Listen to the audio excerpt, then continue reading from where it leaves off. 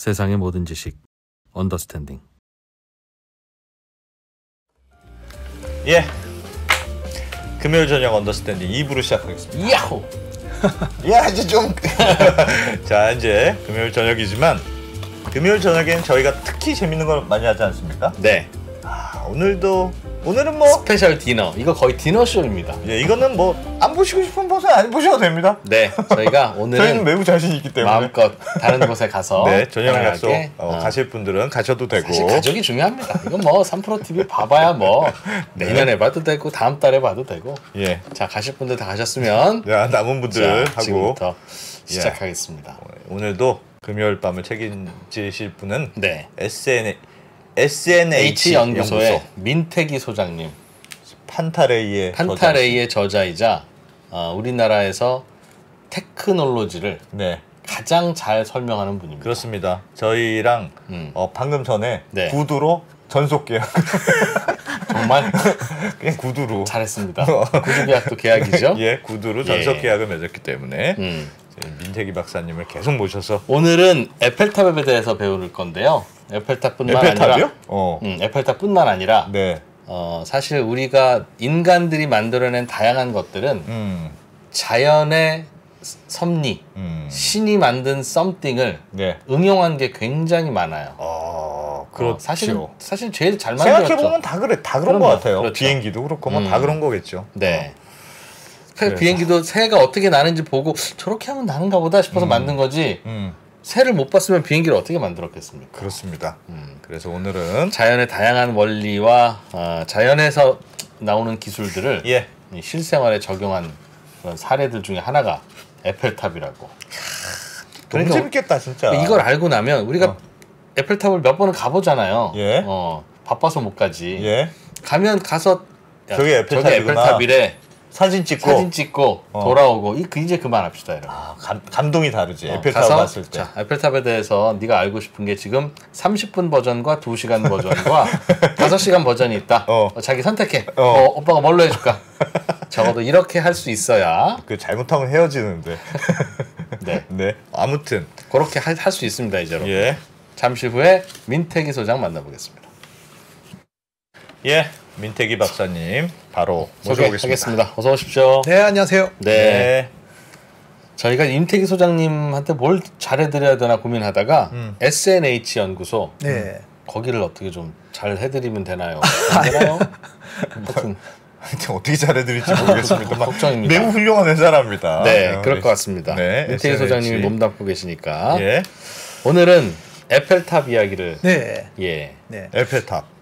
이 주제를 선정하게 된 거는 얼마 전인데요. 예. 어떤 대학 신문사에서 제가 문의를 한번 받은 적이 있어요. 네. 에펠탑이 인체를 모방했다는데 어떤 내용인지 좀 알고 싶다. 그래서 그 내용을 제가 글을 좀 써본 적이 있었는데요. 우리가 대개 이제 에펠탑에 대해서는 상당히 많은 컨텐츠들이 나와 있습니다. 예. 이런 유튜브에 어떤 여러 가지 내용도 있고 좋은 책들도 많은데 대개가 이제 그 어떤 예술적인 면을 강조한 면도 있고 어떤 면은 이제 기술적인 면도 강조한 적이 있는데 사실은 이 에펠탑을 둘러싼 약 수십 년간의 어떤 논쟁들이 있었던 거거든요. 그거는 뭐냐면은 이 기념물에 대해서 정치적인 어떤 역사적인 배경도 좀 있었고 그것을 실현하기 위해서 수많은 과학자들과 예술가들의 어떤 논쟁도 있었던 것이고 그냥 우리가 보기에는 그냥 예쁘고 파리의 랜드마크처럼 보이는 이 에펠탑에 숨겨진 뒷이야기를 이제 추적하다 보면 이 자연모사라는 자연모사. 예, 자연모사라고 하기도 하고 생체 모방이라고 하기도 합니다. 자연을 따라한 것. 예, 바이오 미미크리라고 해서 생체를 모방했다. 네. 바이오 미메틱스라고 하기도 하고 자연모사, 자연에서 이제 우리가 어떤 영감을 얻다고 해서 네이처 인스파이어드 테크놀로지라는 말도 씁니다. 네. 근데 이게 대표적인 게 그 찍찍이. 네, 벨크로. 벨크로. 네, 그 뭘 무사한 건데요? 그게 산우엉이라는 겁니다. 1941년에 1941년에 스위스에 있는 어떤 엔지니어가 사냥을 하다 우연히 숲속에서 길을 잃고 이제 그 안에 들어갔어요. 그게 산우엉이 모여 있는 곳인데 산우엉이라는 그 자체가 그 씨앗이 멀리 퍼지기 위해서 이게 잘 달라붙거든요. 근데 옷에 이제 다 달라붙었던 거예요. 잘 안 떼지는 거죠. 근데 집에 가서 우리는 에이 오늘 정말 내가 재수가 없구나. 근데 이 사람은 자세히 현미경으로 본 거예요. 그러니까 옷감에 이게 왜 잘 달라붙는가 보니까 옷감이라는 섬유 조직이 있겠죠. 거기에 산우엉의 끝이 갈고리처럼 돼 있는 거예요. 갈고리가 걸리는구나. 이 생각을 했던 거죠. 그래서 이거를 그러면 한쪽은 섬유 조직, 실뭉치 같은 게 있고 여기에 작은 갈고리 조직하면 쫙 달라붙는 게 되는 거예요. 찍찍이. 그래서 찍찍이를 만들었구나. 그 이름은 벨크로입니다. 벨크로의 벨은 벨벳. 옷감이 벨벳이죠. 부드러운 거. 크로셰가 갈고리 걸개입니다. 불어로. 그래서 벨크로라고 상표 등록을 하고 특허를 꽤 오랫동안 41년부터 78년까지 특허료를 받았으니까 꽤 오래 한 거죠. 이게 나온 이유가 이제 우리 지난 시간 복습도 좀 해야 되는데요. 지난 시간에 우리가 이제 고무를 했던 이제 굿리치 아저씨, 굿리치 아저씨가 지퍼를 갖다 나중에 사업 다변화를 지퍼를 발명을 했잖아요. 그 회사에서 굿리치가 우리가 알고 있는 지퍼를 처음에 이제 상용화시킨 회사인데 지퍼가 참 편하죠. 그 이전에 단추 묶는 것보다는 훨씬 편했죠. 그렇죠. 근데 이제 지퍼를 쓰시는 분들은 저같이 이제 노안이 오신 분들은 힘듭니다. 끝에 그 딱 안 맞아. 안 맞아. 힘들어요. 근데 옷 같은 경우는 이게 좀 힘들어서 간단히 뭔가 탁착 하는 게 좀 필요하잖아요. 벨크로가 그래서 히트를 친 거죠. 따뜻하게 붙이면 되니까. 탁착 하면 되니까. 그래서 이제 벨크로가 자연모사 공학에서는 아주 대표적인 사례로 이 프로님 말씀하신 대로 돼 있습니다. 자, 오늘부터 우리는 자기가 벨이 되고 내가 크로가 되는 거야. 그러면 그게 이제 오늘부터 1일이라는 뜻입니다. 그게. 또 하나가 있습니다. 또 지난 시간 복습을 잘 해보자면 고무 이야기를 다시 해야 되는데요. 이전에 우리가 마차바퀴 같은 거 보시면 왜 저렇게 딱딱하게 했을까 생각하실 수 있잖아요. 그게 이제 강건성을 위해서 한 것 측면이 있거든요. 강건성. 그러니까 튼튼하게. 튼튼하게. 잘 보시면 우리가 인류는 참 짐승들하고 잘 지냈어요. 자연하고 되게 친하게 지냈는데 주로 운송수단을 썼던 게 소하고 말입니다. 소하고 말의 발을 보시면 딱딱한 발굽이 있죠. 그렇죠. 그게 강건한 거거든요. 딱 자갈밭이든 어떠한 것이든 그게 됐기 때문에 잘 갈 수 있었던 거죠. 그게 인류사에 오랫동안 했던 거예요. 그게 그냥 상식이었겠죠. 상식이었죠. 그런데 고무가 이걸 대체하지 않습니까? 그럼 말랑한데. 그렇죠. 그거는 어디서 우리가 자연모사를 했냐면은 개와 고양입니다. 여기 발이 폭신폭신하게 생겼으니까. 그 폭신폭신은 나중에 이제 그때 말했지만 던롭 타이어고 그 전에는 접지력을 작은 동물일수록 접지력이 더 중요했던 거죠. 접지. 왜요? 그래야 에너지를 덜 소모하니까. 그렇지. 미끌미끌한 거보다 큰 동물 같은 경우는 무겁잖아요. 잘 안 미끄러집니다. 큰 동물들은 그죠? 근데 작은 동물로 갈수록 그러면 더 효율이 좋아지잖아요. 그래서 타이어가 나오기 시작한 겁니다. 접지력으로. 그렇죠. 이것도 생체 모방공학이라고 볼 수 있는 거죠. 그 이전까지 우리가 썼던 소나 소달구지 하는 사람들은 그게 필요 없었거든요. 그런데 조금 효율을 증대시키려고 보다 보니까 고무를 달자. 그래서 그 브리지스톤 버선에도 쓰고 접지력 미끄러지지 않도록 기억납니다. 이게 다 연관이 된 우리가 자연을 갖다가 꾸준히 관찰하다가 보니까 거기에 합당한 재료를 개발할 수 있고 쓸 수 있다는 게 오랫동안 인류가 자연으로부터 배우고 또는 공존하는 방법을 찾았던 것이죠. 그래서 고기에 대한 이야기를 쭉 하다 보면 약간 어려운 개념도 오늘 나올 수 있는데 그게 이제 난류라는 건데요. 터뷸런스. 비행기 타면 그렇죠. 흔들흔들하는 거. 그것들도 우리가 이용하고 있거든요. 이미. 그걸 이용해요? 대표적인 게 피해가야 될 대상 아닙니까? 대표적으로 골프공. 골프공이 난류를 이용하고 있습니다. 그리고 전신수영복. 또 이용하고 있습니다. 그래서 이 생체 모방이 현대에 와서는 어디까지 왔는지를 한번 보시면 우리가 자연과 공존하는 인류의 과학 기술이 앞으로 어떻게 갈 것인가를 인공지능과 로봇까지 한번 쭉 가보면서 오늘 한 시간 남짓을 한번 보면 좋을 것 같습니다. 오늘 진짜 어마어마할 것 같은 느낌. 자, 여러분들도 fasten your seatbelt 안전벨트 잘 하시고 시작해 보겠습니다. 첫 번째 화면 한번 보여주실까요? 이게 1776년으로 거슬러 올라옵니다. 우리가 에펠탑을 이해를 하려면 정치적인 어떤 배경을 좀 알아야 된다고 제가 말씀드리려고 하는데 1776년에 놀라운 일이 동시에 일어납니다. 애덤 스미스가 국부론을 1776년에 출판을 하고 1776년에 제임스 와트의 전기관이 나오고 1776년에 미국이 독립선언을 합니다. 고마워만 그런데 놀랍게도 이 세 가지 사건이 굉장히 긴밀하게 연결되어 있습니다. 그래요? 이게 재미있는 이야기인데요. 첫 번째는 스코틀랜드로 갑니다. 스코틀랜드에는 글래스고 대학이라고 되게 유명한 대학이 있어요. 제임스 와트는 능력 있는 기계공인데 이제 그렇게 장사는 잘 못했던 것 같아요. 제임스 와트가 글래스고 대학 앞에서 그 머신닝 샵을 갖다 운영하고 있을 때 학교 앞에서 글래스고 대학 교수들이 찾아옵니다. 우리 대학에 들어와서 교수님들의 실험 실습 기자재를 손봐주지 않겠나. 학교 안에 들어오는 거죠. 이거 굉장히 좋잖아요. 자기가 어차피 일감도 없는데. 들어갔는데 이제 만난 사람들 계몽주의 철학자들을 만납니다. 대표적인 사람이 애덤 스미스. 교수였어요? 글래스고 대학 교수였습니다. 당시 교수였어요. 그래서 만났는데 이 사람들한테 여러 가지를 많이 배우죠. 신지식에 대해서. 제임스 와트가. 그때는 자연 철학과 모든 것들이 통일됐던 시대니까. 아담 스미스는 문과 교수님 아닙니까? 도덕 철학했던 분이요. 그런데 공작소인 제임스 와트한테 뭐 도움이 돼요? 그냥 알고만 지냈을 뿐이지 실제로 도움을 준 사람은 조지프 블랙이라는 의대 교수였는데요. 어쨌든 그 같은 소위 말하는 스코틀랜드 어떤 계몽주의의 시작이었죠. 여기서 이제 들어갔을 때 이미 그때 정기기관이 있었습니다. 뉴크먼의 정기기관이라고 있었습니다. 근데 뭔가 이상하게 자기가 볼 때는 본능적으로 이게 불합리해요. 근데 뭐가 이론적으로 잘못된지는 몰라요. 근데 아까 말했던 조지프 블랙 이하 애덤 스미스와 같은 이 사람들이 교수임에도 불구하고 계몽주의 철학자들은 모든 사람은 평등하다는 생각을 가지고 있거든요. 자연스럽게 토론을 합니다. 기계공하고. 그러다가 이론적인 문제를 지적해줘요. 기계공이? 기계공한테. 기계공한테. 그러면 기계공은 그걸 어떻게 실현할지를 방법을 알 수가 있죠. 그런데 당시의 기술로는 당시의 소재 기술로는 그게 안 되는 거예요. 그러면 제임스 와트가 할 수 있는 방법은 특허를 냅니다. 그리고 기다립니다. 이걸 만들 컨셉만 특허를 내고 기다립니다. 그런 소재가 아직 발명이 안 돼서 내가 이걸 못 만들지만 일단 나중에 내가 만들 거니까 요런 구조로 하면 되는데 그 구조를 버틸 만한 또는 그 구조에 대해서 합당한 소재나 가공 기술은 없는데 기다립니다. 특허를 내고. 이때 머리 좋다.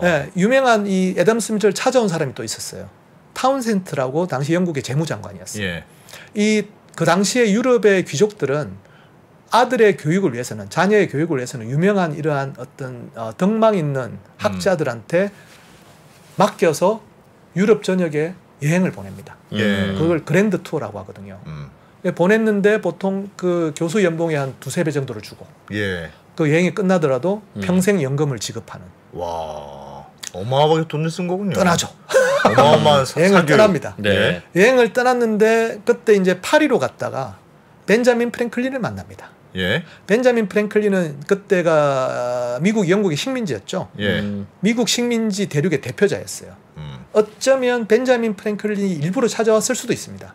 왜냐하면은 프랑스로. 왜냐하면은 그 당시에 미국 식민지 미국의 가장 큰 고민은 본국인 영국이 매기는 과도한 세금. 예. 근데 영국 재무장관의 아들과 여행하고 있는 애덤 스미스. 파리에서 만납니다. 그리고 이 자리에서 프랑스의 계몽주의자들 또 만나죠. 예. 케네라는 사람, 자유방임주의 했던 이런 사람들을 만나면서 애덤 스미스는 원래 도덕철학 교수였는데 네. 새로운 경제의 흐름이 있다는 것을 알게 됩니다. 근데 불행히도 그 일행 중에 한 명이 노상강도한테 죽어요. 그래서 애덤 스미스 일행 중에? 예, 그러니까 그 같이 동행했던 그 어린 아들의 동생, 그러니까 그 형제 중에 동생이 죽어요. 그러니까 여행은 그대로 끝이 나죠. 대신에 평생연금이 보장된 거죠.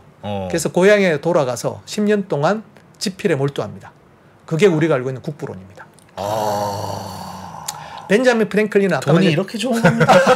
벤자민 프랭클린은 거기서 또다시 이런 분들하고 교류를 했으니까 평등이라는 거, 그런 개념을 가지고 돌아가서 소위 말하는 독립선언서를 기초하게 되죠.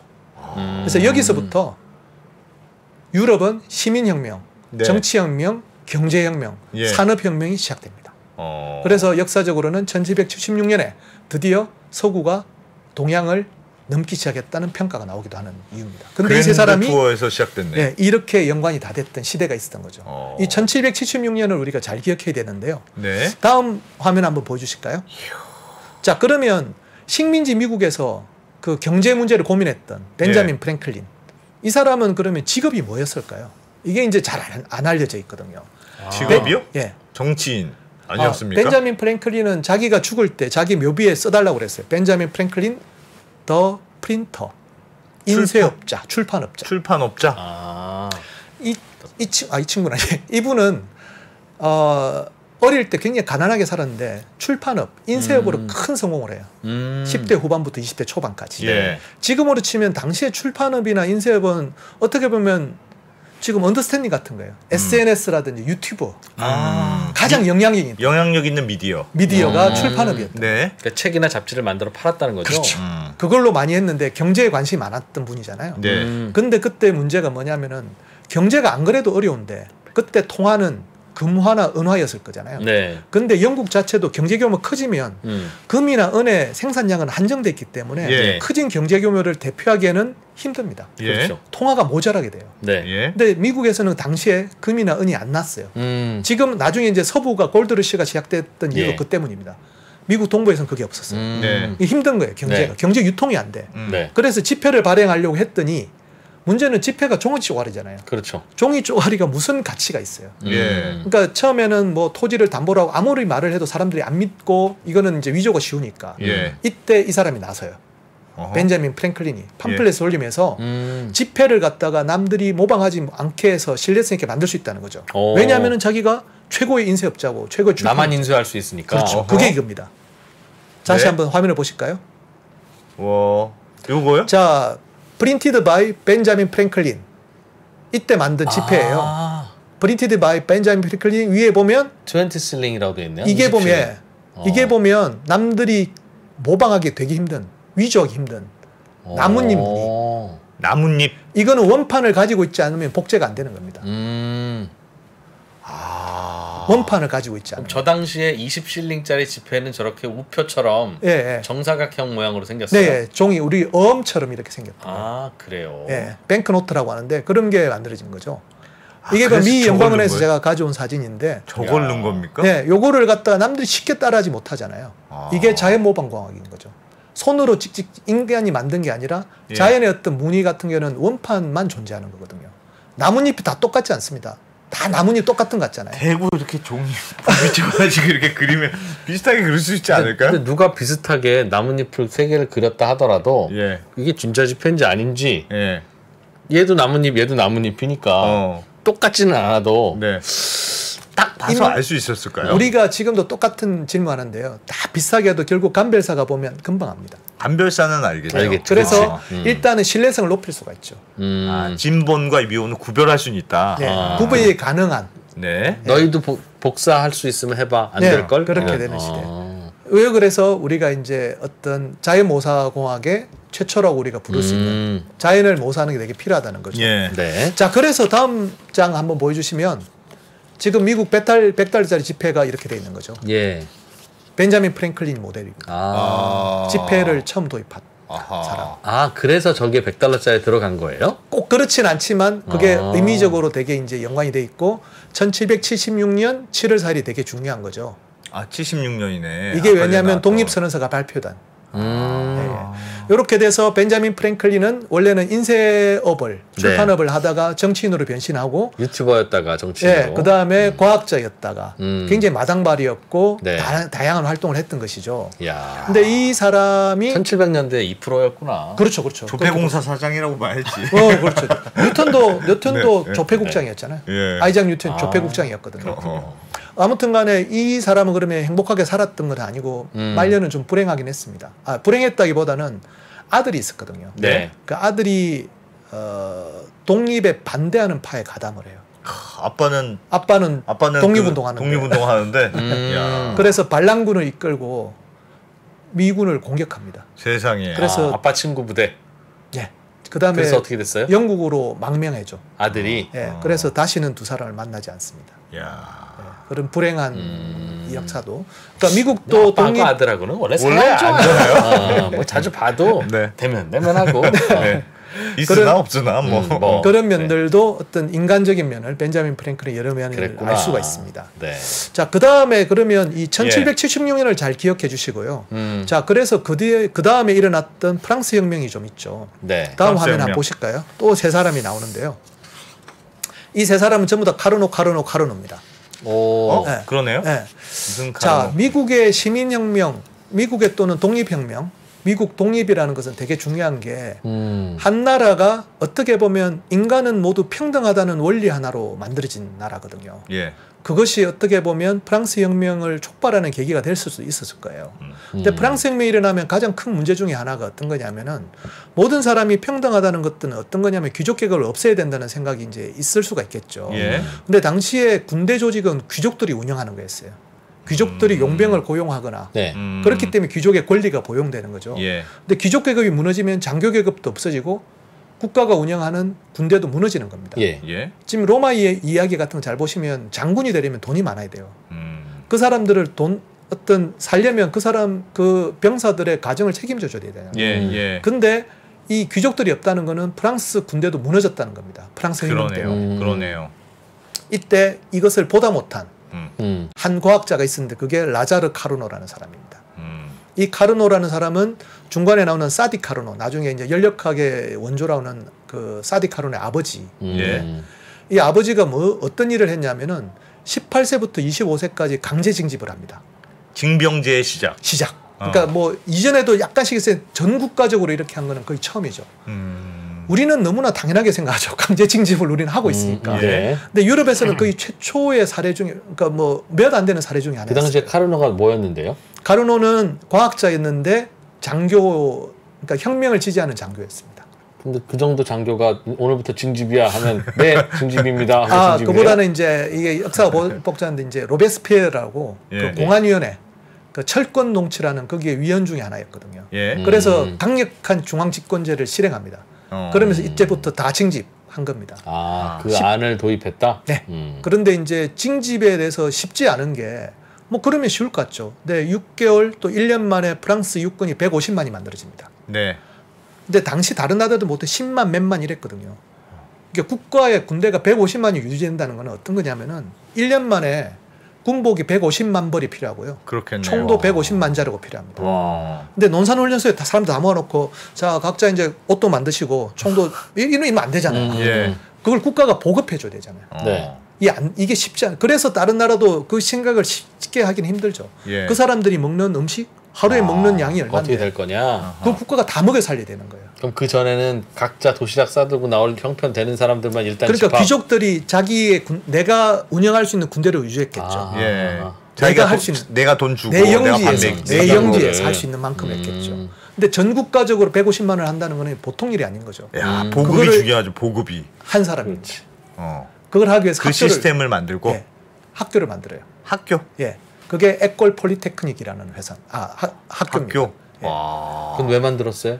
이걸 하려면 전 국가 총동원 시스템을 만들어야 되잖아요. 예. 그러려면 수학, 물리학, 그 다음에 뭐 토목, 그 다음에 주조, 뭐 가공, 모든 것들을.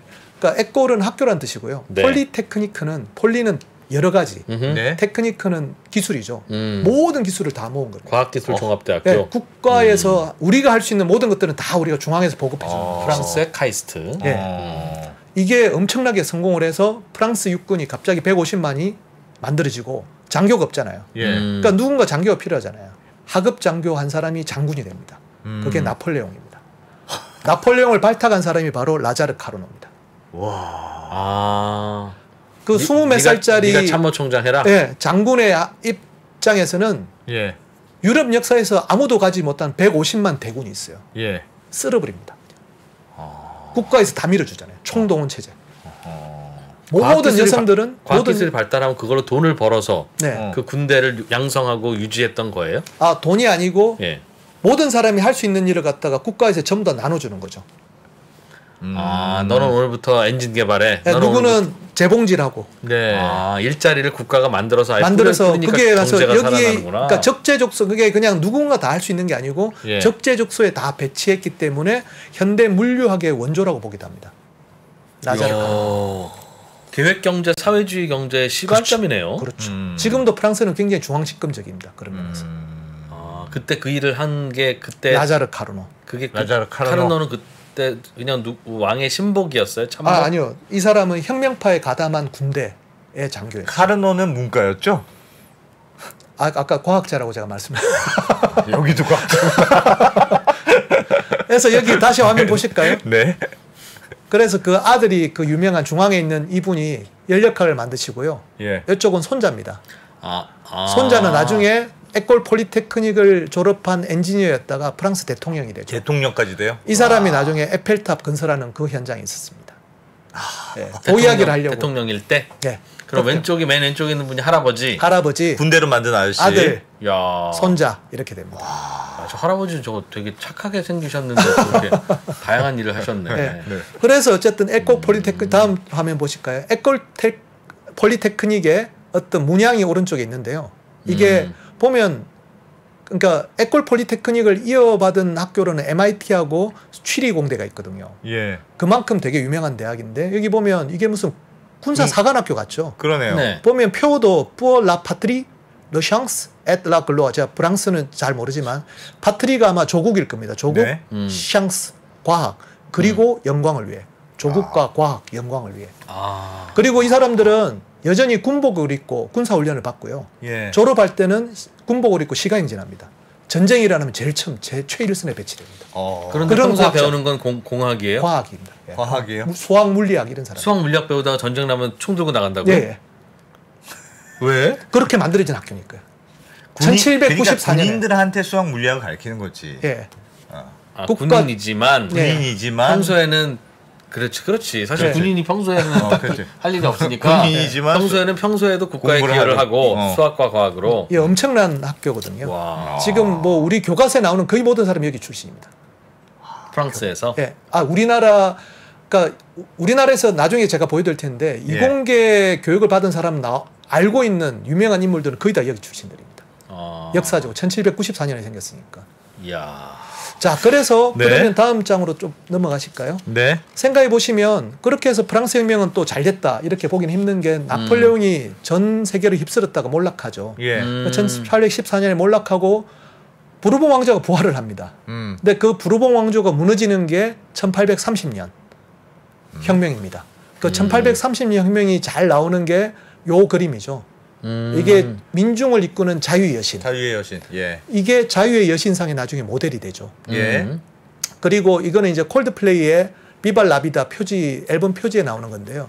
그것만큼 콜드플레이도 요 그림을 되게 인상 깊게 본 것 같아요. 예. 그것만큼 이 프랑스 역사상에서 1830년 혁명은 엄청난 역사 어떤 함의를 가지는데 우리가 알고 있는 빅토르의 레미제라블 레미제라블도 이 부분을 다룬 겁니다. 네. 그러니까 1789년에 프랑스 대혁명이라든지 이런 걸 하는 게 아니고 저 대혁명 이후에 1830년 혁명이 다시 부르봉 왕조를 다시 무너뜨리거든요. 1789년 프랑스 혁명이 부르봉 왕조를 만들었어요? 부르봉 왕조를 무너뜨렸죠. 네. 그 다음에 혁명 정부가 서서 위기에 처했을 때 에콜 폴리테크닉을 만든 라자르 카르노에 의해서 프랑스 혁명이 유지가 됐는데 그때 발탁된 나폴레옹이 전세를 상대로 전쟁을 하면서 공화국을 없애버리고 자기가 황제가 됐잖아요. 황제가 됐다가 1813년에 몰락하죠. 그러면서 물러갔던 부르봉 왕조가 다시 들어왔습니다. 다시 돌아왔구나. 그 돌아온 부르봉 왕조를 다시 무너뜨린 게 1830년 혁명입니다. 좀 전에 보여준 저 그림. 이 자유의 여신상이 그만큼 되게 주요한 이 민중을 이끄는 자유의 여신이라는 요 상징이 되게 중요한 그림인 거죠. 이 그림이 어떻게 계속 연결되는지 제가 이제 보여드리려고. 저 당시에 프랑스는 정말 진짜 다양한 많은 일이 뒤집고 하니까 이게 이제 뭐 피비린내 나는 싸움이었던 거죠. 자, 그래서 그냥 잘 되면 좋았는데 그렇게 해서 1848년에 드디어 프랑스에서는 공화정이 생기고 대통령제가 확립이 됩니다. 1848년 혁명. 근데 이때 다시 집권한 사람이 나폴레옹의 조카예요. 다시 나폴레옹이 또 등장합니다. 우리나라에서도 한번 경험했죠. 뭐 그런 거죠 항상. 저분은 따님이래. 네, 근데 이게 나폴레옹 3세라고 우리 부르는 인물은 조카라고 보기도 좀 그렇고 왜냐하면은 나폴레옹이 조세핀하고 재혼을 하잖아요. 네. 예. 조세핀한테는 전 남편한테 낳은 딸이 있었죠. 오르탕스라고. 네. 예. 근데 나폴레옹이 자기 동생을 자기 의붓 딸하고 결혼시키거든요. 동생을. 네. 그러면 거기서 낳은 애가 보나파르트인데, 그 나폴레옹 3세인데. 예. 그러면 조카의 아들이니까, 동생의 아들이니까 조카이기도 하고, 예. 의붓 딸의 아들이니까 외손자이기도 하고, 예. 이 족보가 좀 꼬여 있는 거죠. 네. 그래서 조카이자 외손자인 나폴레옹 3세가 대통령으로 당선이 됐는데, 그러니까 나폴레옹 시절에 향수를 불러일으킨 거죠. 몰표를 받습니다. 빈민들한테. 예. 네. 됐는데 똑같이 자기 삼촌이자 자기 외할아버지를 따라서 쿠데타를 일으켜가 또 황제가 돼요. 그분이. 네, 그래서 1848년에 공화정 저렇게 30년 48년 이뤘던 입헌군주정이나 공화정이 또 뒤집어져. 뒤집어져서 그러니까 프랑스의 그 공화주의자들이 얼마나 불만이 많았겠어요. 그렇죠. 그래서 이제 황제가 됐을 때 암살 사건이 암살 시도가 일어납니다. 예. 암살 시도가 어떻게 되냐면 그때는 이제 귀족들은 오페라 보러 가는 게 어떤 하나의 사교였는데 오페라 극장에서 암살 시도가 일어나요. 그래서 나폴레옹 3세가 암살을 피할 수 있는 극장을 지어라! 라고 한 거죠. 그게 바로 오페라 가르니에라는 이 극장입니다. 이 극장. 왜 이게 암살을 왜 피할 수 있습니까? 자, 보면 여기가 무대거든요. 객석이 이쪽이 무대고 이쪽이 객석에서 무대에서 먼 쪽이죠. 예, 옆에서 보는 거죠, 이거는. 예, 대부분 보면 이게 황제는 저 뒤에서 중앙에서 내려다 봅니다. 네. 근데 지금 객석 옆에 있잖아요. 예. 그럼 고개를 이렇게 제끼고 봐야 되거든요. 그렇죠. 황제가. 그렇겠네. 가장 불편하잖아요. 그렇죠. 왜 여기 넣냐면은 그 뒤에 비밀 통로를 만들기 위해서. 일반인들의 객석하고 같이 그럼 로비를 공유하면 안 되잖아요. 암살을 피하기 위해서. 혼자 와서 혼자 보고 혼자 갈 수 있는 누가 들어왔는지 모르게 해주려고. 여기다가 무대 바로 옆에 자기만의 자리를 만든 거죠. 이게 되게 특이한 구조입니다. 그리고 여기 지하실 구조도 되게 특이해요. 그런 곳으로 만들었고요. 하여튼 그렇게 특이한 곳이 만들어지는데 이 오페라 이야기는 조금 이따 제가 다 할 건데 그만큼 암살 위협에 시달린 것처럼 공화파들의 어떤 불만이 되게 증대됐죠. 그때 하필이면 아니지. 미국에서는 링컨이 집권합니다. 링컨은 노예제를 폐지하려고 했죠. 그 당이 공화당입니다. 공화당이 그때 신생정당이었어요. 그때 당시는 지금은 아니지만 당시의 정치 지형상으로는 최진보 집단이었어요. 그럼 미국 민주당은 노예제도 유지하자는 정당이었어요? 그렇진 않고 이게 서로 많이 나눠져 있죠. 그 당시 지형은 되게 복잡한데요. 남부연합이라고 따로 모였는데 아무튼 이 급진 강경주의자들이 공화당을 하나 결성을 한 거거든요. 이 공화주의자들이 집권을 하니까 프랑스의 공화주의자들은 미국을 우러러보게 됩니다. 자기들은 지금 황제가 이러고 있는데 미국은 민주주의에서 저렇게 우리가 옛날에 이렇게 지원해줬던 미국이 이제 민주주의가 잘 성장하잖아요. 그래서 미국에서 프랑스에서 미국에다가 선물을 주려고 공화주의자들 움직임이 일어납니다. 그게 자유의 여신상 건립운동이었어요. 링컨 때부터 일어납니다. 자유의 여신상 했던 왕정을 무너뜨렸던 자유의 여신을 민주주의가 잘 되고 있는 것 같은 미국에 우리가 보내주자. 주면서 저걸 봐라. 되게 부럽다. 되게 부럽다보다 이제 뭐 어떤 시민운동 같은 것들을 하는 거죠. 어떻게 보면 프랑스의 현실에 대한 어떤 이게 그때 이제 이념적 분열이 많았겠죠. 프랑스에서도. 그런 것들을 잘 보여주는 극장 중에 하나 건축물입니다. 프랑스의 시대였구나. 그래서 이렇게 이제 다음 장에 보시면 이렇게 만들어진 자유의 여신상이 건립이 추진이 됩니다. 이제 추진이 되는데 쉽지는 않았어요. 왜냐하면 프랑스에도 정치 지형이 되게 복잡했고, 그다음에 링컨이 암살됐고, 그다음에 그 미국도 되게 정치 지형상 되게 복잡한 문제가 되게 많았겠죠. 우리가 생각하는 이 자유의 여신상은 그렇게 단순하지가 않는 건축물이거든요. 왜 이게 힘든 건축물인가? 우리는 정치적 의미만 따지면 그런데 항상 우리가 2프로님하고 할 때마다 우리는 정치 속에 과학이 있다는 생각을 해야 되거든요. Exactly.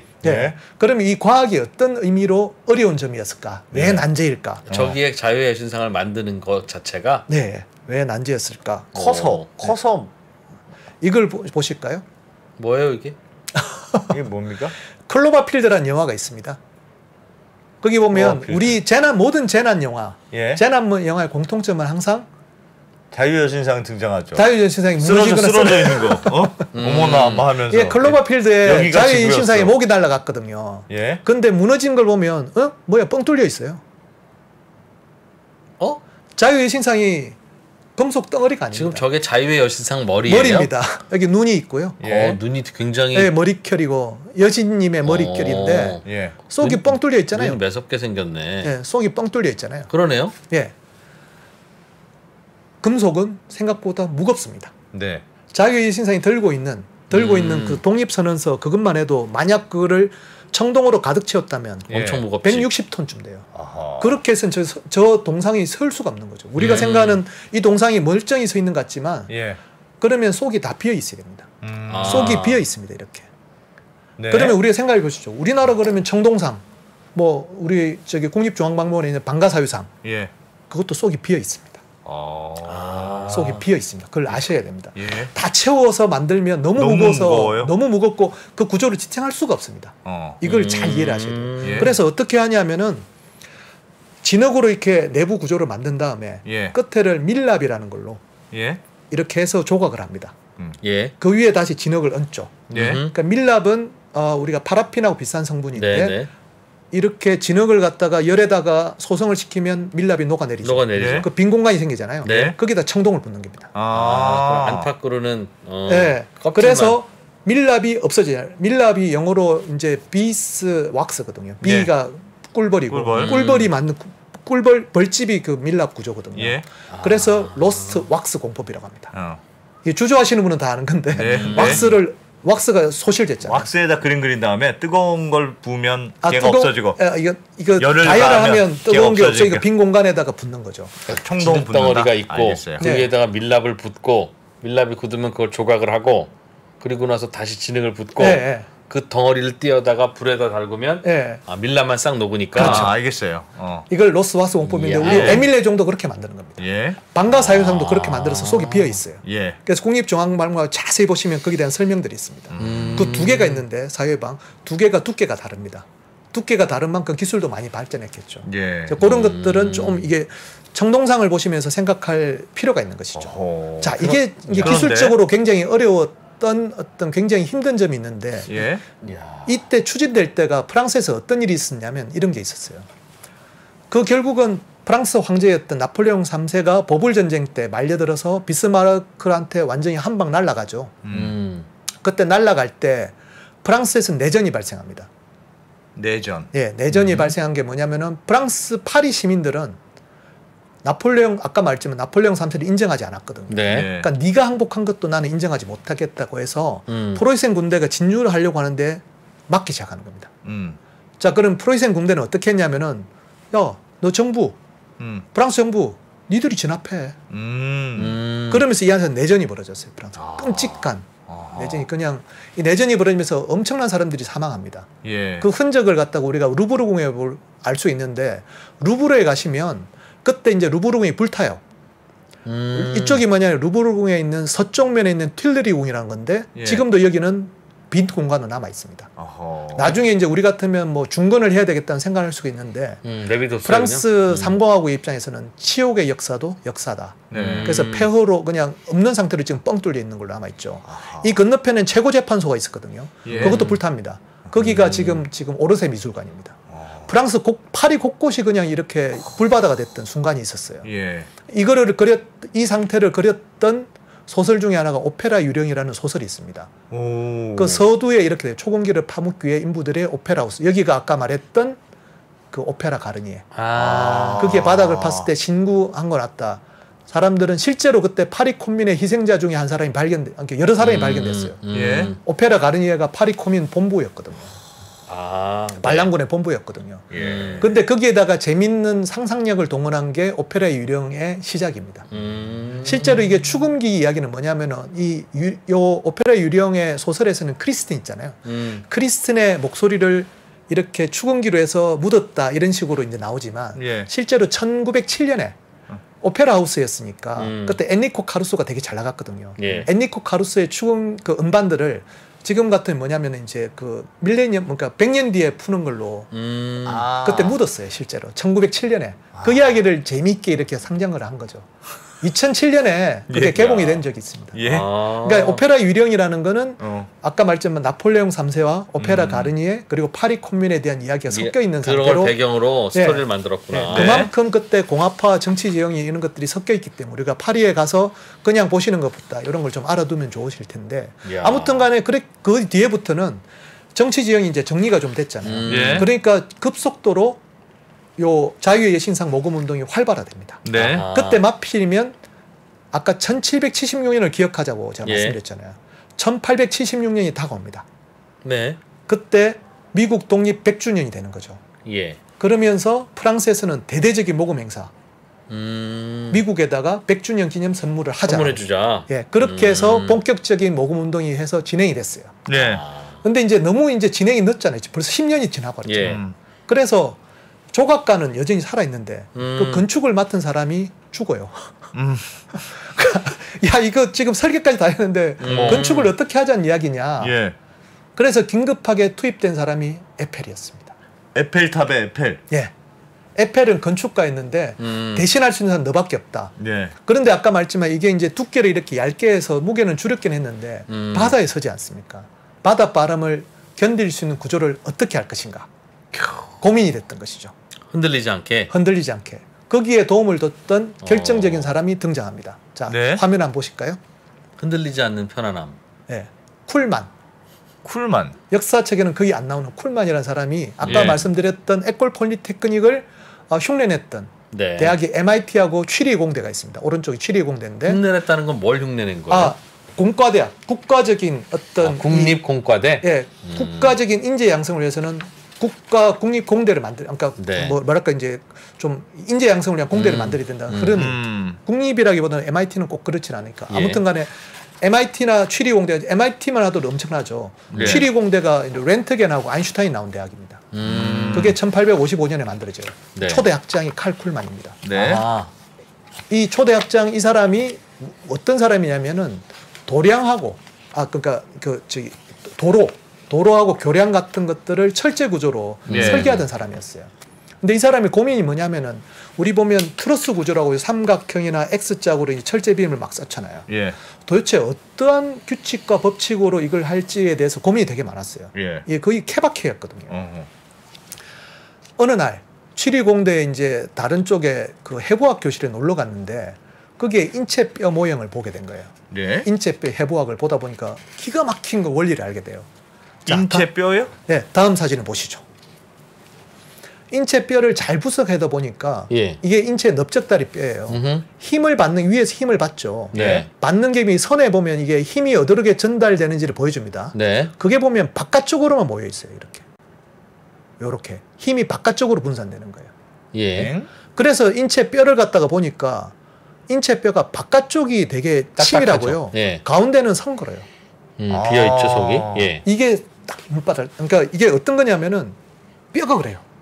그러면 뼈가 통뼈로 되면 튼튼할 것 같은데 무거워지죠. 그렇죠. 예.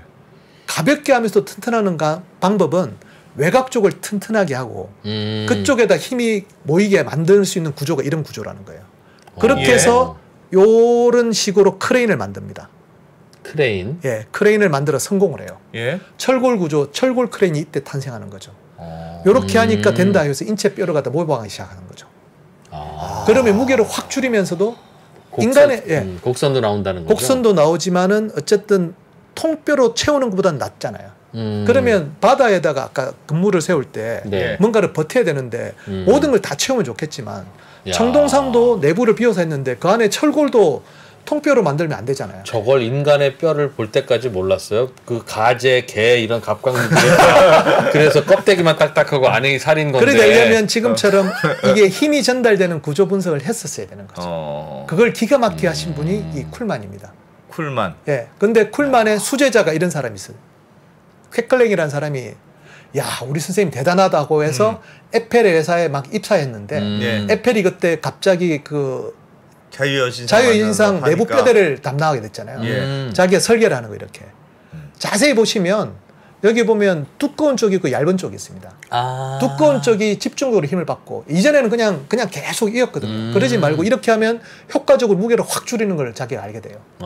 여기 보면 머리가 기다리고 계시잖아요. 여기 머리가. 네. 머리가 기다려 뼈대를 갖다 세우는데 보면 두꺼운 쪽하고 얇은 쪽이 확연하게 보입니다. 그러면서 철골에 무게를 갖다 너무 무겁게 하면 힘들고 그렇다고 가볍게 하면 해풍을 못 견디겠고 기가 막힌 구조로 해서 성공을 합니다. 그래서 에펠이 그때 주목을 받아요. 안에 저건 뼈대는 있군요. 그러니까 뼈대는 있고 사람처럼. 요 아까 말씀드렸던 요 에펠 자유의 신상의 두께가 2.5mm입니다.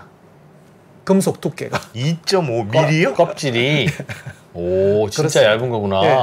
그런데 그게 버티는 이유가 안에 철골이 되게 튼튼하기 때문에 다 버티는 겁니다. 이거를 만든 사람이 쾌클랭이라는 사람인데 이 쾌클랭이 어쨌든 자유의 신상을 성공시키면서 에펠의 오른팔이 됩니다. 이때 에펠이 그 다음 프로젝트로 도전하죠. 그게 바로 에펠탑입니다. 에펠탑. 자, 에펠탑은 왜 추진됐냐면은 프랑스가 1870년 아까 파리 코민, 프랑스 파리 자체가 불바다가 될 정도로 엄청난 비극을 겪어요. 사람들이 민심도 흉흉해. 근데 프랑스의 자존심이 너무 상하잖아요. 그렇죠. 보불 전쟁에 졌잖아요. 알퐁스 도데의 마지막 수업. 그게 보불 전쟁에 졌던 프랑스 사람들을 말하는 거거든요. 국가적 자존심을 회복해야 되지 않습니까? 그래서 프랑스에 새로 들어선 이 3공화국은 상징적인 건물을 짓자. 1889년에 아까 말 1776년에 미국 독립 100주년이 1876년에 추진됐던 게 자유의 여신상이라면 1789년에 프랑스 혁명의 100주년이 1889년이잖아요. 자존심을 세우자. 그래서 파리 만국 박람회를 기획합니다. 파리 만국 박람회는 더 성대하기 위해서 기념물을 갖다가 세우자고 하는 게 바로 에펠탑이었어요. 에펠이 옹모를 한 겁니다. 이거를 내 돈으로 짓겠다고 할 정도로 자기는 이게 성공할 줄 알았던 것 같아요. 그렇게 지으면 높이도 지을 수 있고 안정적으로 지을 수 있다고. 퀘클링 자기한테는 퀘클링이 있잖아요. 이게 높이가 324m거든요. 그럼 그 당시에는 저렇게 높은 건물을 못 짓는 거였어요? 꿈도 못 꿨어요. 이거는. 자유의 여신상 높이가 36m입니다. 야, 이게 지금 36m도 그렇지 그것만 해도 거의 그것만 해도 힘들었는데 10층짜리 높이니까 300m짜리 건물은 300m를 짓겠다고 하니까 깜짝 놀란 건데 여기에 들어가는 리벳이 25만 개고요. 철골 구조가 18,000개입니다. 그런데 그게 전부 다 머리카락 굵기의 10분의 1 정도 공차만 허용해서 이걸 짓는데 2년밖에 안 걸렸어요.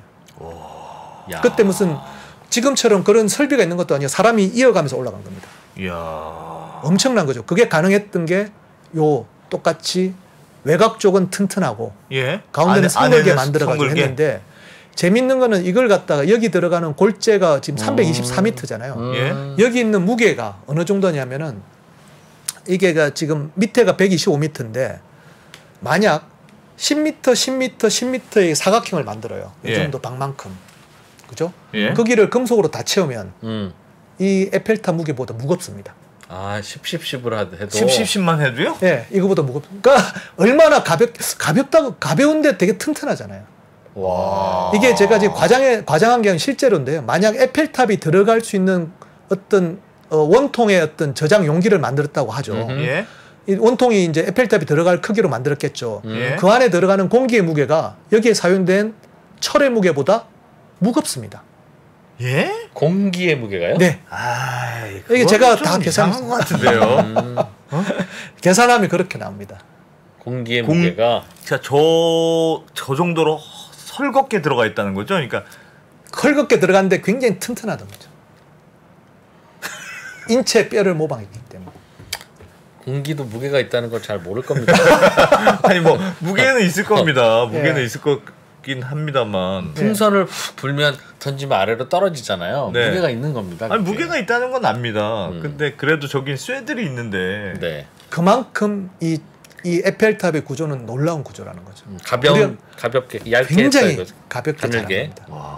아까 말했듯이 10m, 10m, 10m의 금속을 채운 것보다 더 가벼워요. 그게 324m. 그리고 에펠탑만한 커다란 원통형의 공기를 채우면 그게 무겁다. 9,540톤입니다. 제가 계산해서 여기다 적어놨죠. 그러니까 에펠탑만한 그 우리 가끔 세일할 때 보면 바람만 들어있는 이런 애들 있잖아요. 그런 애들 안에 들어있는 공기보다. 그거 보시는 분에 뭐 수입표만 하시면 한번 계산해 보시면 돼요. 이거 계산 9,540톤입니다. 와. 그거보다 가볍게 지금. 그 원통의 무게는 뺀 거죠. 그 안에 있는 공기에만. 다들 믿을 수 없다는 반응이 계산해 보시면 됩니다. 이거 계산해 보신 인터넷에 보면 돌아다니는 사진들이 있으니까 찾아보시면 됩니다. 다들 놀라기 때문에. 그래서 그 대학 신문사에서 저한테 연락을 한 겁니다. 그렇다는데 이게 진짜 가능한 거냐. 이게 가능한 거냐. 에펠탑을 그냥 보시면 안 되고 그렇게 만든 그 수많은 사람들의 노력이 있었고 자유여신상이 그 어떻게 프리퀄이었고 36m에서 성공한 게 324m로 확장된 겁니다. 안에가 진짜 그러니까 헐겁 이게 성글게 돼 있다는 게 매우 중요한 포인트. 매우 중요합니다. 저렇게 하면 높이도 지을 수 있구나라는 걸 알고 깜짝 놀랐겠네요. 깜짝 놀란 겁니다, 사람들이. 그래서 여기에 찬반 논쟁부터 엄청나게 나오는 거죠.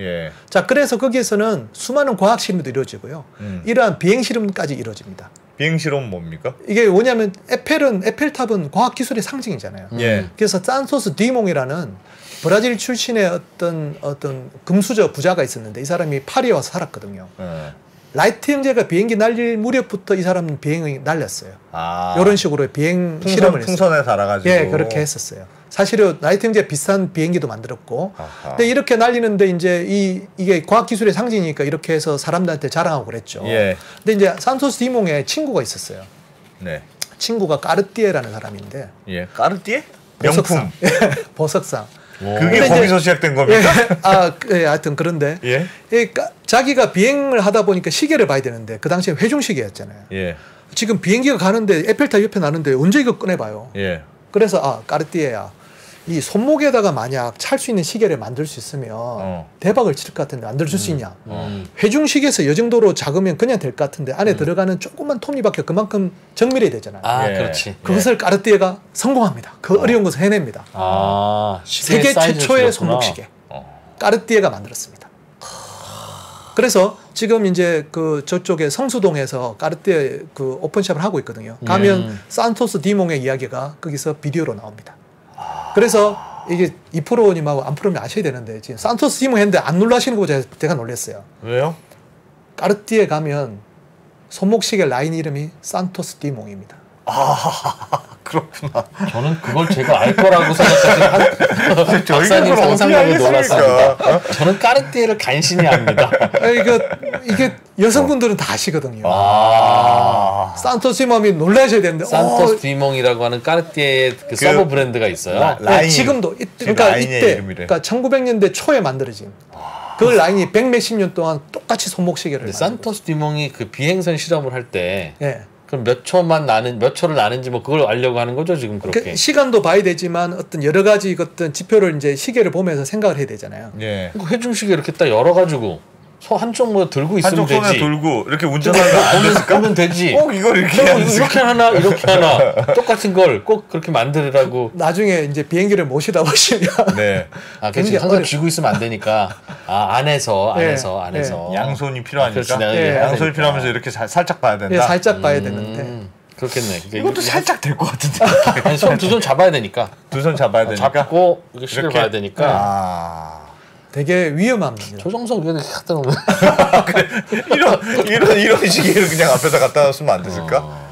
쉽지 않습니다. 작게 만들었다. 다 두 분 다 이제 비행기를 안 몰아보셔가지고 얼마나 위험한 짓을 지금 하겠습니다.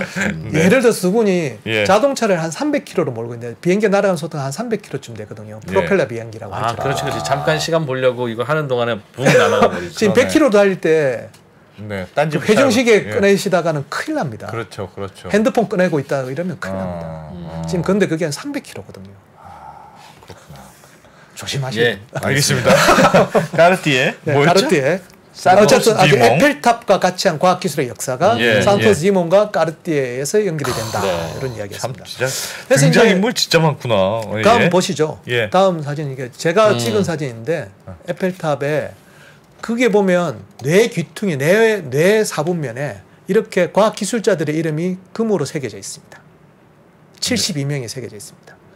이거 유심히 돌아가면서 쭉 이름이 다 써요. 이게 보신 분이 잘 없어요. 보신 분이 잘 없어요. 왜 그러면 에펠탑이 만들어진지를 말해주는 거예요. 에펠탑은 그냥 만든 게 아니고 과학기술의 위대한 성취, 예. 자연 모사를 통해서 인체를 모방한 과학기술이 어디까지 갈 수 있는지를 보여준 거예요. 전부 이과를 쓴 건데 거기 나오는 요 사람들이 이제 이과생들을 보면 한숨을 쉬죠. 쿨롱, 라그랑주, 라부아지에, 뭐 라플라스, 르장드르, 푸리에, 앙페르, 포아송, 나비에, 코시 거의 교과서에 다 나온 사람들입니다. 그러네요. 전부 다가 거의 다 에콜 폴리테크닉 출신입니다. 거기 가면 프랑스의 자존심인 거죠. 이 이름들이 쫙 들어가 있습니까? 이 사람들의 공헌으로 지금 이 탑이 만들어졌다. 프랑스가 만들어졌다. 프랑스가 만들어졌다. 라자르 카르노 때문에 프랑스 혁명이 유지가 됐고 그게 후예들이잖아요. 여기 있는 카르노 거기서 그 아까 전에 에콜 폴리테크닉 출신들이 만들어졌고. 지금 1789년부터 1889년에 프랑스는 여기서 만들어졌다가 에펠탑입니다. 자유의 신상은 1776년부터 미국이 자유와 평등과 노예 해방의 상징이라는 게 자유의 신상이듯이 에펠탑은 거기에 대한 상징인데 그 기초는 과학이었다는 겁니다. 낙서한 건 아니었구나. 아닙니다. 금으로 새겨져 있습니다. 프랑스는 이과에 대한 존경심이 있군요. 네, 여기 보면 출신자들이 이렇게 많은데 예를 들어서 여기 노벨상도 많지만은 에콜 폴리테크니크가 공대잖아요. 아까 사디 카르노 같은 그런 공대 출신 대통령도 나오고 대통령 출신 대통령이 3명입니다. 우리나라는 다 역대 대통령이 다 문과였다. 아닙니다. 박근혜 대통령 전자공학과입니다. 심지어 여기는 최근만 옛날에 그랬지 않냐고 생각했는데 2014년에 장 티롤이라는 분이 노벨 경제학상을 타시거든요. 이분이 에콜 폴리테크니크 출신입니다. 직업은 엔지니어였어요. 그러니까 이과가 경제학에 손대면 경제학도 그냥 마스터가 된다. 에콜 폴리테크니크는 그러한 곳입니다. 진짜 엄청난 학교입니다. 그게 에펠탑에 새겨져 있습니다. 그래서 에펠탑을 보면 여러 가지 생각을 할 수 있는데요. 이렇게 하면서 자연모사공학이 이제 굉장히 확장이 되는데 그 중에 하나가 오늘 조금 더 이야기를 하려고 했던 어떤 유동에 대한 이야기인데요. 유동. 그 자동차를 보시면 어떻게 공기장을 줄이면 유선형으로 만들어야 된다는 이야기 하잖아요. 그렇게 보면 배도 이렇게 유선형으로 만드는 게 맞겠죠. 근데 유조선이나 큰 배를 보면 앞이 뭉툭하죠, 이렇게. 유조선 같이 되면. 크면. 그게 자연모사공학의 결과입니다. 윌리엄 후르드라는 분이 발견한 건데요. 백조, 물 아래에서 움직이는 백조를 보니까 요 앞에가 뭉툭하더라는 거죠. 그러면 유체저항을 어떻게 줄이냐 하면은 유선형이 좋은데 물 표면 위에서 움직일 때는 파도가 일잖아요. 파도에도 저항을 발생시키거든요. 그거를 줄일 때는 이 뭉툭한 표면이 파도 저항을 가장 잘 줄인다는 걸 알게 돼요. 오히려 이렇게 좁은 거보다? 그렇죠. 좁은 거는 마찰 저항을 줄이는데 유지하겠죠. 근데 물 표면에서 움직일 때는 마찰 저항도 중요하지만 그보다 더 큰 게 물을 이기고 나가는 이 파도. 파도를 이기는 게 중요한 거죠.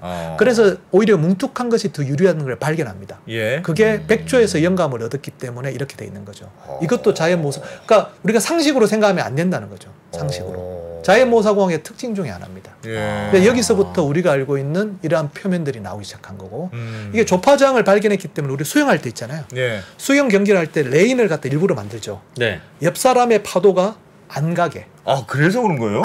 넘어오지 말라고 한 거 아닙니까? 넘어오지 말. 자, 앞으로만 가? 뭐 그거 아니었습니까? 그 파도가 안 가게. 그 중간에 이거 뭔가 부표를 띄우면 거기서 파종이 끊기니까. 거기서 감쇄를 시켜줘. 완전히 없앨 수는 없겠지만 감쇄를 시켜줍니다. 감쇄를 시켜줍니다. 레인의 역할이 그런 거구나. 조파장을 줄인다라고 하고 있습니다. 자, 그러면 오늘 이제 주제가 되는 난류 이야기를 잠깐 들어가면 두 분은 담배를 피십니까? 저는 핍니다. 문가만 핍니다. 그렇습니까? 화면 한번 보여주시죠. 이게 원래는 수직으로 돼 있는 사진인데요. 수직인 사진인데 담배 연기가 올라갈 때 깨끗하게 올라가죠. 그러다가 어느 순간 이렇게 한번 꼬이기 시작합니다. 그죠? 그러다가 완전히 나중에 꼬여버리죠. 자, 이게 층류와 난류의 차이인데요. 층류는 뭐냐면은 층이 지어 있다는 거잖아요. 올라갈 때 수용, 옆선을 침범하지 않잖아요. 우리 차가 똑바로 갈 때 보면 차선이 뭐 8차선이라고 할 때 그대로 가면 옆선을 침범하지 않죠. 담배 연기가 처음 올라갈 땐 그렇습니다. 위로 쭉 올라가요? 층이 딱 보면 담배 연기 갈래가 남의 선을 침범하지 않습니다. 그 맥가닥이 그대로 갑니다.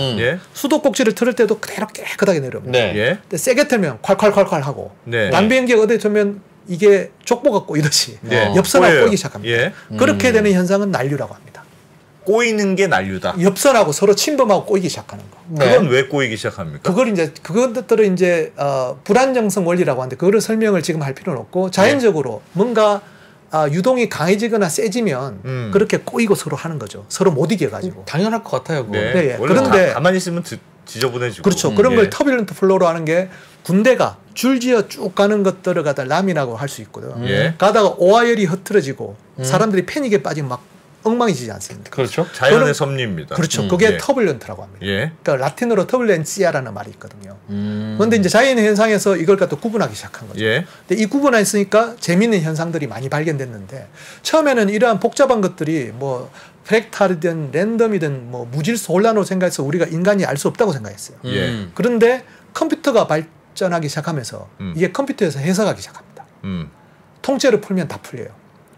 네, 그걸 하셨던 분이 제가 UCLA 때 제 지도 교수였던 김정빈 박사님이 했던 건데 실험에서 이렇게 선이 골고루 잘 나가다가 꼬이기 시작하죠. 이렇게 실험에서 관찰된 겁니다. 그게 슈퍼컴으로 해석하니까 똑같이 재현됩니다. 난류를 정확하게 예측하는 거죠. 예측할 수 있어요. 슈퍼컴이 얼마나 빠르냐면 요즘 CPU가 빨라서 그렇거든요. 아이폰의 CPU가 얼마나 빠르냐면은 빛이 1m 갈 때 속도가 빠르겠죠. 그 안프로님이 저 하에 글이 얼마나 빠르겠어요. 거의 뭐 동시잖아요. 아이폰이 그때 800번 계산합니다. 우리 단타 매매 아시죠? FFT. 그게 보면 신호가 가기 전에 얘가 몇 번 더 계산해서 추가 매수하는 거잖아요. FFT 다 그런 걸 이용합니다. 그런 것처럼 굉장히 빨라졌기 때문에 통째로 다 풀 수가 있었던 거죠. 난류를. 그렇게 하면서 발견한 재미있는 현상이 뭐냐면 난류가 되면 마찰장이 커지거든요. 그러니까 부드럽게 나오는 것보다 난류가 되면 아무래도 마찰장이 커지겠죠. 근데 왜 커지는지를 원리를 보니까 여기 보면 그 마찰장이 커지는 부분을 잘 보니까 이렇게 뺑글뺑글 돌아가는 유동이 발생한 걸 알게 돼요. 깨끗하게 서로 섞이니까. 그런 게 긴 대롱처럼 이렇게 만들어집니다. 이렇게. 특이한 구조가 긴 대롱으로 만들어져서 잘 조직된 구조가 만들어지면 거기서부터 난류가 발생해서 그러니까 소위 말 마찰장이 커진다는 걸 알게 된 거죠. 이게 굉장히 큰 발견이었어요. 80년대 후반, 90년대 초반입니다. 자, 그러면 여기서 전신수용복과 골프공에 대한 이야기를 하려고 합니다. 자, 이게 잘 조직된 구조가 난류의 핵심이고 그게 아까 말했지만 마찰장을 크게 한다는 걸 알게 됐잖아요. 족보가 꼬이듯이 이렇게 꼬이는 현상 때문에 뭔가 저항이 커진다. 하여튼 뭐든가 저기서 뭔가가 생겨서 저런다는 거죠? 어떠한 특정한 구조가 아까 말씀드렸지만 긴 대롱 같은 구조가 생긴 걸 우리가 알게 된 거죠. 이런 긴 대롱 같은 구조의 이건 단면입니다. 단면. 이걸 갖다가 잘 제어할 수 있다면 이라는 생각을 하게 된 거죠. 그 중에 하나가 상어 표면을 보니까 상어가 물속에서 빨리 움직이는데 표면이 이렇게 깨끗하지가 않아요. 이 홈이 있습니다. 이렇게 움직이는 방향에 나란히 홈이 있습니다. 나란히 길쭉한 홈이 있죠. 그것을 갖다가 난류를 시뮬레이션 한 분이 저의 또 지도 교수였던 최천 교수님이세요. 뭐냐면은 그 긴 대롱 구조가 있잖아요. 만약 그 긴 대롱 구조가 이 어떤 긴 홈보다 작다면, 그러니까 긴 홈이 크게 크다면 그 긴 대롱 구조가 그 안에 들어가서 여전히 벽을 때리겠죠. 모르겠습니다. 그러면 이 긴 대롱 구조가 있는데 대롱 구조, 그러니까 이 홈이 너무 크다면 홈이 들어가 있는 홈이 너무 크면 긴 대롱 구조가 그 안에 또 들어가잖아요. 그렇죠. 그럼 결국 똑같잖아요. 또 문제가 되겠죠. 그런데 적절히 작다면 붕 떠버리죠. 안 들어가잖아요. 이게 상어 지느러미는 거예요. 그냥 평평하면 아예 아무것도 안 들어가지 않겠습니까? 평평하면 계속 때리고 있죠. 난류가 때리는데 이렇게 돌기가 돼 있으면 끝트리만 때리고 안에 못 들어가잖아요. 이걸 발견한 겁니다. 이게 전신수용복입니다. 일부러 홈을 낸다? 일부러 홈을 내면 난류가 생기는데 난류는 원래 있는데 난류는 있고 물에서 난류는 생기고 원래 난류가 있는데 난류가 그 안에 그 구조 아까 긴 대롱 구조가 그 안에 못 들어가는 홈만 그 크기만큼의 홈을 파는 겁니다. 긴 대롱 구조가 난류를 만들어요? 그 긴 대롱 구조는 난류의 핵심적인 구조물이고 난류가 생기면 긴 대롱 구조는 여전히 있는데 그 대롱 구조가 그 홈을 짝짜리 사면 그 홈 속을 못 들어가고 그 홈의 모서리만 계속 건드리는 거죠. 예. 근데 그 모서리만 건드는 게 평평한 걸 면을 건드리는 것보다 작다. 작죠. 작죠. 그래서 그 대롱 구조가 우리 몸을 자꾸 건드리면 그게 저항이 이렇게 되는 건데. 그래서 살짝 띄워주는 겁니다. 살짝 띄워주면 어차피 아예 안 닿을 수는 없는데 점만 닿는다. 점으로 그렇죠. 닿는다. 만약 근데 홈이 너무 커버리면 그 안으로 들어가 버리니까 다시 면이고. 그러면 그 특정한 크기가 필요하잖아요. 그걸 계산한 겁니다. 어떤 크기의 난류의 저항을 극복할 것이냐. 그러면 그 어떤 모양으로 할지 어떤 크기랑 각도가 다 나온 거죠. 이걸 한 겁니다. 90년대 초반. 그럼 전신 수영복은 매끈한 게 아니고 홈이 있는 겁니까? 홈이 있습니다. 요 길쭉한 홈이 있습니다. 어차피 긴 대롱 구조니까. 그럼 골프공도 그 딤플이 있는 게 그거입니까? 그 이야기는 그 다음에. 이게 헷갈리시면 안 되는 거예요. 이게 이제 유체학하게 한 건데 이렇게 해서 전신 수영복이 만들어졌는데 문제는 이렇게 하니 기록이 너무 단축이 빨리 돼요.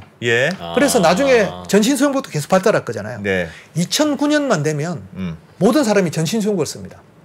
그 한 해에만 세계 신기록이 40개가 나와요. 이러면 운동하는 필요가 없잖아요. 그래서 2010년에 세계 수영연맹에서 전신 수영복을 금지시킵니다. 그래서 지금 보면 여전히 세계 기록이 2009년에 멈춰 있어요. 전신 수영복 안 된다 그래서. 그러네. 그렇지. 내가 예를 들면 안승찬 대표를 이렇게 딱 만지면 안승찬 대표 싫어. 그럼 옷을 이렇게 평평하게 만들면 만질 수 있고. 뾰족뾰족 이렇게 만들면 이렇게도 안 돼. 이렇게 그런 거네요. 너무 이렇게 뾰족뾰족하게 만들면 특정한 그 안으로 그렇지. 그러니까 우리가 랜덤이라고 알고 있던 난류가 교란하는 요동치는 게 특정한 구조를 가진다는 걸 밝혀낸 게 슈퍼컴퓨터의 놀라운. 그러면 근데 난류가 어떤 데는 난류가 막 그렇게 셀 수도 있고 어떤 데는 난류가 작을 수도 있는데 그거에 따라서 홈의 길이가 달라져야 되겠네요. 달라지는 것들이 계속 개선된 거죠. 그러면 그 전신 수영복은 수영장에서 있을 법한 난류를 계산해서 하는 거네요? 그렇죠. 그럼 그 수영복은 바다 같은 데서는 난류로 잘 안 맞겠습니까? 다르죠. 그래서 다른 데서는 이런 걸 다 쓰면 대단하십니다. 이과에 처음에는 배라든지 항공기에 쓰려고 했는데 잘 안 맞았어요. 근데 수영장은 굉장히 제한된 구조지 않습니까? 그리고 돈을 많이 들여도 되는 거고. 가성비 필요 없잖아요. 기록만 나오면 되지. 그렇지. 자, 그러면 궁금하셨던 이제 골프공, 딤플. 이제 또 헷갈리기 시작합니다. 이게 좀 힘든데 측류가 가다가 속도가 빨라지면 난류가 된다고 했잖아요. 자, 여기서 받는 공이 받는 저항은 어떤 거냐면은 공이 이렇게 날아가면 앞면에 강한 압력을 받겠죠. 뒤쪽에는 압력이 약해질 겁니다. 왜냐하면은 이게 바람이 가다가 이렇게 층을 지잖아요. 똑같이 아까 말했지만 레이어를 따라갑니다. 그게 수영장 레인이든 차선이든. 그러면 그쪽에 쭉 따라가는 거기 때문에 여기에 빈 공간이 생기겠죠. 거의 진공이 생기겠구나. 낮은 압력이 생기죠. 그 차이가 받는 힘입니다. 아까 말했던 마찰 저항하고 다른 오히려 거예요. 공이 거꾸로 가겠구나. 뒤에서 잡는 거군요. 압력의 차이에 따라서 뒤에 우리는 생각했죠. 이 뒤에 압력을 가장 없애는 방 제일 좋은 게 뭐죠? 유선형으로 만들면 되죠. 이런 게 없어지잖아요. 마찰 저항이에요. 저런 공간에 없어지면 되죠. 그런 공이 비슷한 게 럭비공. 럭비공이 그렇죠. 그런데 야구공이나 골프공을 그렇게 만들 수는 없죠. 자, 그러면 어떻게 우리가 제어를 해야 되는가? 여기에 대한 고민이 있는 거죠. 근데 이게 난류가 발생되면 족보가 꼬이듯이 얘가 안으로 밀려 들어가겠죠. 이 선을 안 지키잖아요. 난류를 만들면 난류가 되면 이거 선을 안 지키잖아요. 그러면 원래가 이렇게 매끈한 피부에서는 결국은 속도가 빨라지면 이렇게 푹 떨어지는 영역이 생기거든요. 그런데 얘를 일부러 미리 발생시켜 버리면 미리 이렇게 난류처럼 푹 떨어질 거 아니에요. 그게 딤플입니다. 인공적으로 그 근처에서 난류를 발생시켜서 일부러 그렇게. 아니 근데 왜 딤플이 있으면 인공적으로 난류가 발생됩니까? 아까 표면에 뭉퉁한 것들을 만들어주면 지가 그 레인을 지켜야 되는데 중간에 어떤 저항물을 만들어보면 그 레인을 못 지키죠. 흔들어 버리는 거예요. 흔들어 버리는 거죠. 일부러.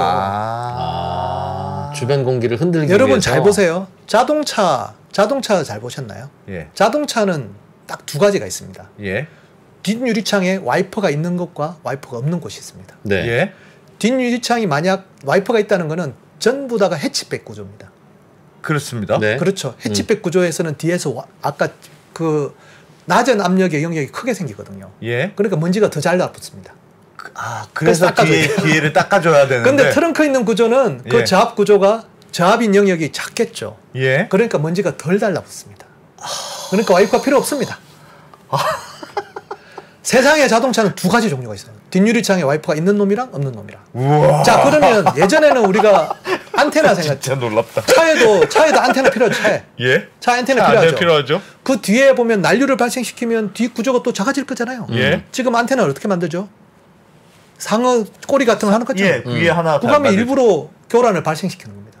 예? 그러면 뒤에 있는 저압 구조가 작아지겠죠. 일부러 난류를 발생해요. 그 디스럽트라고 합니다. 그러니까 안테나 기능도 하지만 그렇죠.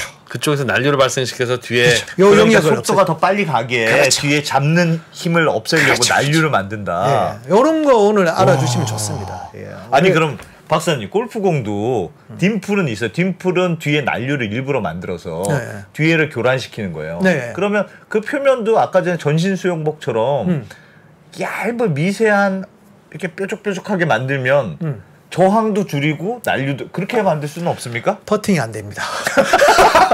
예, 하나를 알고 둘을까지 생각 안 하시면 안 됩니다. 예, 잘 하셔야 됩니다. 그래서 세차를 안 해서 새똥을 자꾸 이렇게 떨어뜨리게 하면 예, 타이틀리스트가 독보적인 게 특허를 다 잡아버렸거든요. 예. 피해가기 힘듭니다. 캘러웨이 같은 경우는 그래서 육각형으로 만들고요. 피해가기 되게 힘듭니다. 육각형이요? 딤플이 보면 육각형 구조로 되어 있습니다.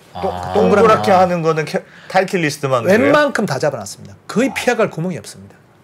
그런데 빨리 앞으로 달리는 모든 것들은 다 딤플이 있으면 좋네요. 마찰 저항하고 잘 생각해 보셔야 돼요. 그다음에 딤플이 생길수록 저항은 생기는데 난류는 만든다. 이게 프로스 콘스가 있어가지고 잘 따져 보셔야 돼요. 너무 깊어도 안 되고. 뭐 그렇기 때문에 그 특정한 거에 대한 디자인 특허 그 사람도 알 거 아니에요. 업자들이 다 특허 걸어놓죠. 어느 정도 팠을 때 그게 제일 다 알죠. 그 돈이 얼마가 들어가는데 타이틀리스트 한 해 매출이 얼마인데요. 다 걸어놨죠. 진짜 대단하구나. 그럼 이게 원형으로 파는 게 가장 난류를 잘 발생시키는 겁니까? 그렇죠. 거기에서는 또 어떤 스핀도 잘 걸려야 되잖아요. 그다음에 가다가 공 날아갈 때 골프 가다가 뜨잖아요. 리프트도 발생시킵니다. 그것도 딤플 때문에 그렇습니까? 그렇습니다. 딤플하고 회전. 회전은 우리가 있지. 골프공 칠 때 스핀도 보거든. 스핀. 그하고 관계 있습니다. 어쩐지 공이 안 뜨는 게 내가 타이틀리스트가 아니라서 그래.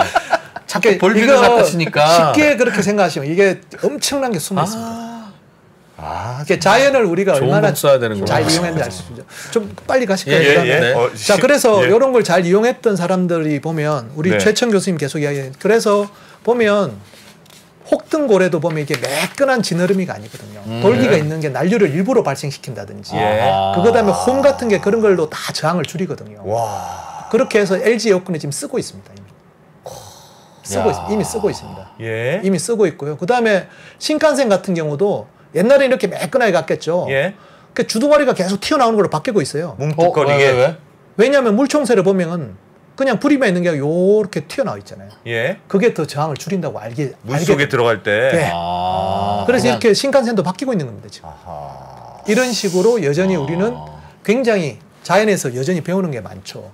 그래서 제가 이제 좀 마지막에 들고 싶은 사람은 우리가 자연에서 배우는 것 중에 인공지능도 보면 인간이라는 생체를 모방한 거거든요. 인간이 언어를 배우는 방식을 모방하는 거죠. 그렇죠.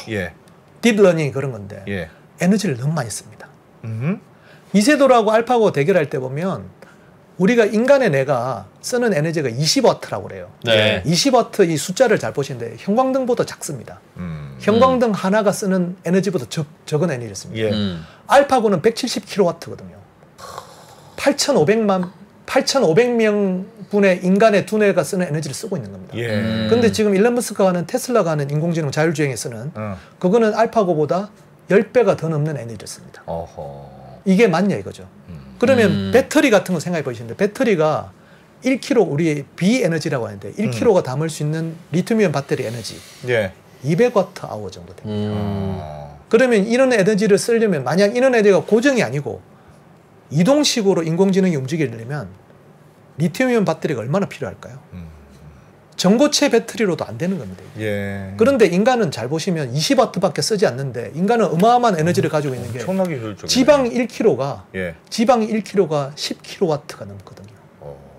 인간이 엄청난 에너지인데 에너지를 가지고 있으면서도 쓰는 에너지가 너무 적은 거예요. 예. 이게 보면 걸어갈 때 보면 인간이 만약 네 발로 기어갔다면 네. 장난이 아닙니다. 이게 힘들어요? 힘들어요. 제가 진돗개를 키우는데 진돗개 빠르죠. 예. 멀리 못 갑니다. 금방 지칩니다.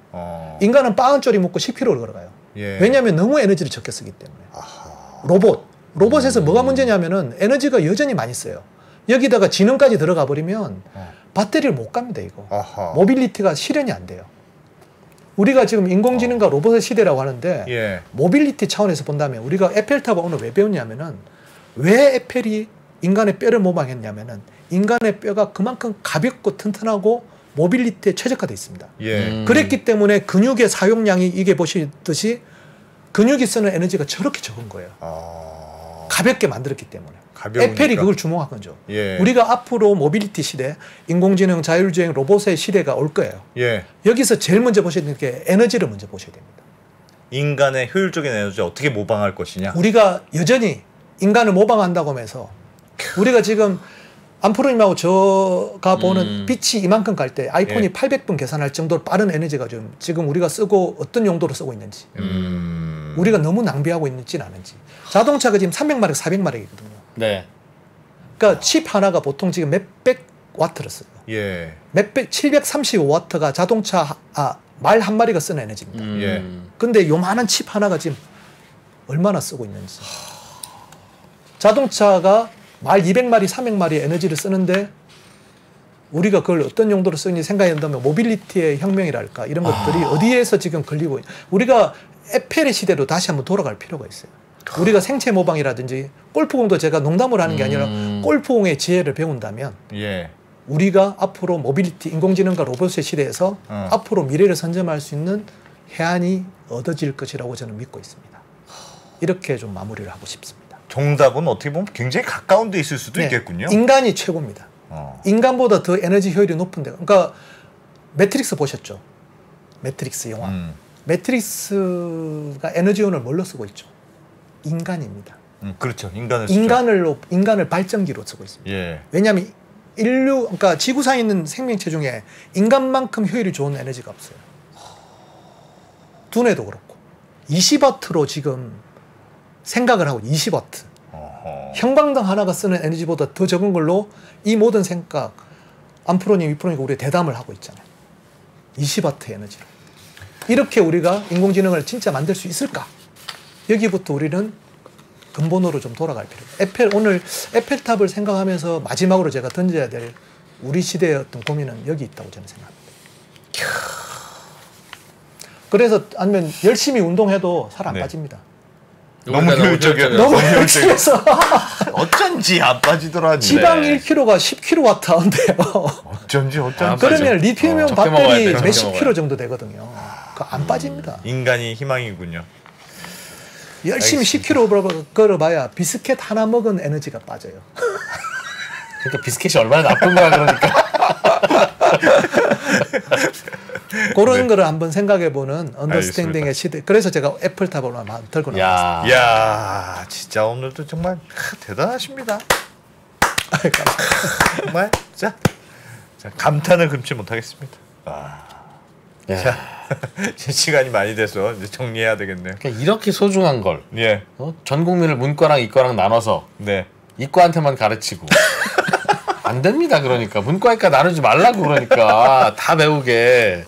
이게 뭡니까 이게? 맞습니다. 그러니까 서로 소통하고 이렇게 아까 예. 벤자민 프랭클린부터 제가 네. 이야기한 애덤 네. 스미스나 했던 게 다 그런 거거든요. 그렇지. 예, 언더스탠딩이 그런 걸 지금 지향하고 있지 않습니까? 맞습니다. 자, 그래도 문과 여러분들 기운을 내시고 세상에 문과도 필요합니다. 네. SNH 연구소의 민태기 소장님 고맙습니다. 고맙습니다. 네, 감사합니다. 네, 주말 잘 보내시고 저희는 다음 주에 뵙겠습니다.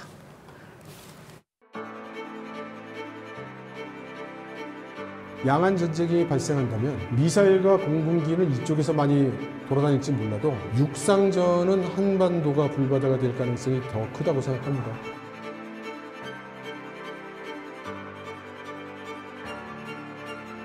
미중 관계를 새로운 시각으로 접근해 큰 인기를 끌었던 이철 박사의 강연 달라진 중국, 달라질 중국의 후속편이 책으로 나왔습니다.